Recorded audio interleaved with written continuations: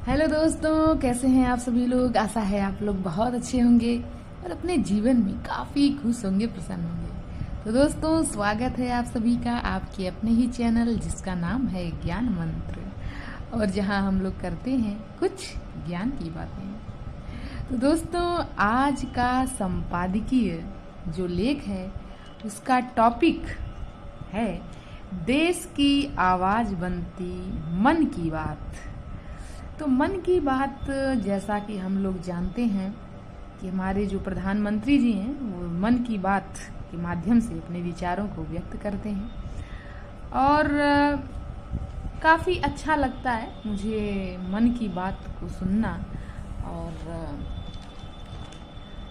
काफ़ी कुछ उसमें अलग अलग टॉपिक होते हैं और उन टॉपिक के माध्यम से कुछ अच्छी ही बातें उसमें से निकल कर आती हैं। तो आज का टॉपिक जो है वह मन की बात पर ही आधारित है, और आज के इस टॉपिक से हम लोग क्या कुछ जानकारी प्राप्त कर सकते हैं, तो ये तो देखने वाली बात होगी। तो चलिए स्टार्ट करते हैं। जनता से संवाद स्थापित करने में प्रधानमंत्री नरेंद्र मोदी का कोई सानी नहीं। अपने मासिक रेडियो कार्यक्रम मन की बात के माध्यम से उन्होंने अपनी इस संवाद कला को एक नया आयाम दिया है।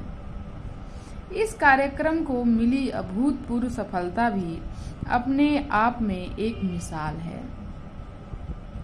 असल में मन की बात से कई और बातें भी पता चलती हैं। इससे मोदी जी के व्यक्तित्व के दो पहलू सामने आते हैं। एक मजबूत, शक्तिशाली और उद्देश्यपूर्ण प्रधानमंत्री मोदी तथा विनम्र, दयालु और नेक पिता तुल्य अभिभावक। यदि आप आंख बंद करके मन की बात सुने तो सोचेंगे कि मोदी जी गांव की चौपाल पर बैठकर लोगों से बातचीत कर रहे हैं, उनकी बातें सुन रहे हैं, जरूरत पड़ने पर जरूरी सलाह दे रहे हैं, या किसी अनुकरणीय कार्य के लिए तारीफ कर रहे हैं।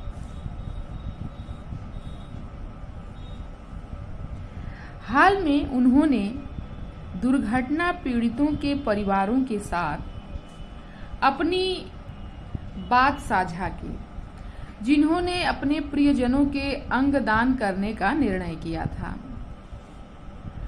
मोदी जी ने उस बातचीत का उपयोग अंगदान के नेक विचार को बढ़ावा देने के लिए किया। ऐसे तमाम उदाहरण हैं जिनमें जलवायु परिवर्तन से निपटने से लेकर स्वास्थ्य और स्वच्छता से जुड़े आम लोगों के अच्छे कार्यों के लिए उन्हें उदार मन से बधाई देना आदि शामिल है। मन की बात वास्तविक जीवन की कहानियों और अनुभवों का पिटारा है, जो वास्तविक भारत को दर्शाती है। इसी कारण इसका हर एपिसोड बेहद लोकप्रिय होता है। इसे लाखों प्रतिक्रियाएं मिलती हैं। यह लोगों के साथ प्रतिध्वनित होता है क्योंकि इसमें उनकी चिंताएं झलकती हैं। मन की बात का पहला एपिसोड 3 अक्टूबर 2014 को प्रसारित हुआ था। काफी समय हो गया, 2014। 30 अप्रैल को इसके 100 एपिसोड पूरे हो जाएंगे। मन की बात अपनी विषय वस्तु,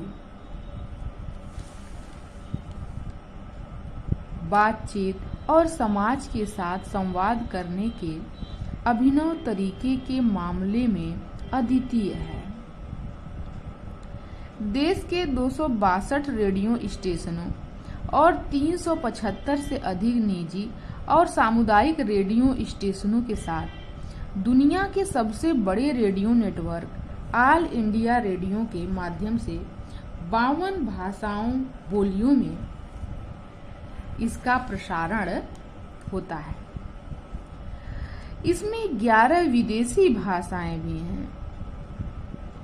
इसका उद्देश्य यही है कि देश में दूर दराज वाले क्षेत्रों से लेकर विदेश में बसे भारतीयों तक इसकी पहुंच सुनिश्चित हो सके। दूरदर्शन नेटवर्क के 34 चैनल और 100 से अधिक निजी टीवी चैनल भी इस कार्यक्रम को प्रसारित करते हैं। अपने व्यापक प्रभाव के साथ मन की बात को एक सामाजिक क्रांति के रूप में देखा जा रहा है। जन भागीदारी से इसे ठोस आधार प्राप्त होता है। प्रत्येक एपिसोड लोगों की परिवर्तनकारी शक्ति में प्रधानमंत्री के अटूट विश्वास के आधार पर तैयार किया जाता है और शासन में जन भागीदारी को प्रोत्साहित करने में महत्वपूर्ण भूमिका निभाता है। मन की बात के माध्यम से प्रधानमंत्री करोड़ों लोगों तक अपनी बात पहुंचाने में सफल रहे हैं। वह इस प्लेटफॉर्म का देश के लिए अपने दृष्टिकोण को साझा करने में उपयोग करते हैं और राष्ट्र निर्माण प्रक्रिया में नागरिकों की सक्रिय भागीदारी चाहते हैं। मन की बात का प्राथमिक उद्देश्य भारत के प्रधानमंत्री और देश के नागरिकों के बीच सीधा संपर्क बनाना है। हर माह प्रधानमंत्री को लाखों पत्र मिलते हैं जिस पर वह कार्यक्रम में प्रकाश डालते हैं। कार्यक्रम के दौरान प्रधानमंत्री का लोगों से टेलीफोन पर बातचीत एक निर्वाचित नेता और जनता के बीच लोकतंत्र एवं शासन में लोगों के विश्वास को मजबूत करती है। 8 वर्षों के दौरान इसके 99 एपिसोड में न केवल महत्वपूर्ण मुद्दों के बारे में जनता में जागरूकता पैदा करने का प्रयास किया गया, बल्कि उन्हें सामाजिक और राष्ट्रीय हितों को लेकर कार्यवाही करने के लिए प्रेरित भी किया गया। बदलाव के वाहकों की प्रेरक कहानियां इसकी प्रमुख विशेषताओं में से एक है। धरातल पर निस्वार्थ भाव से काम कर रहे ऐसे लोग प्रेरणा का स्रोत बनकर अन्य लोगों को भी प्रेरित करते हैं। यह कार्यक्रम सामाजिक आंदोलनों को उत्प्रेरित करने वाले जन आंदोलन के एक प्रभावी उपकरण के रूप में भी उभरा है। प्रधानमंत्री द्वारा दिए गए सामाजिक संदेश कुछ ही घंटों में इंटरनेट मीडिया पर ट्रेंड होने लगते हैं और कुछ ही दिनों में जन आंदोलन का रूप ले लेते हैं। स्वच्छ भारत अभियान, बेटी बचाओ बेटी पढ़ाओ, कोविड टीकाकरण और हर घर तिरंगा इसके कुछ शानदार उदाहरण हैं। मन की बात के 88वें एपिसोड में प्रधानमंत्री ने जल संरक्षण के महत्व पर प्रकाश डाला और नागरिकों से अपने इलाकों में अमृत सरोवर बनाने का आग्रह किया। कुछ महीनों के भीतर ही यह संदेश एक जन आंदोलन में परिवर्तित हो गया और देश भर में कई अमृत सरोवर तैयार हो गए। एक सशक्त भारत के निर्माण की परिकल्पना को आगे बढ़ाते हुए मन की बात कार्यक्रम देश की उन राष्ट्रीय एवं वैश्विक सफलताओं को उजागर करने पर केंद्रित है जो नागरिकों में गर्व, अपनापन और राष्ट्रवाद की भावना बढ़ाकर उनसे देश के विकास में भाग लेने का आग्रह करता है। कार्यक्रम की 89वीं कड़ी में प्रधानमंत्री ने यूनिकॉर्न की संख्या के 100 के आंकड़े तक पहुंचने पर प्रकाश डाला। 91वीं कड़ी में हर घर तिरंगा अभियान की सामूहिक भागीदारी और देशव्यापी सफलता का उत्सव मनाया गया। ऐसे कई और उदाहरण हैं जो दर्शाते हैं कि मन की बात सिर्फ एक रेडियो कार्यक्रम नहीं, बल्कि यह भारत के समग्र विकास का प्रतिबिंब और सार्वजनिक भागीदारी की अभिव्यक्ति भी है। मन की बात से प्रधानमंत्री ने कल्याणकारी योजनाओं और नीतियों को लोगों तक पहुंचाने और उनके बारे में जागरूकता पैदा करने हेतु सफलतापूर्वक एक तंत्र स्थापित किया है।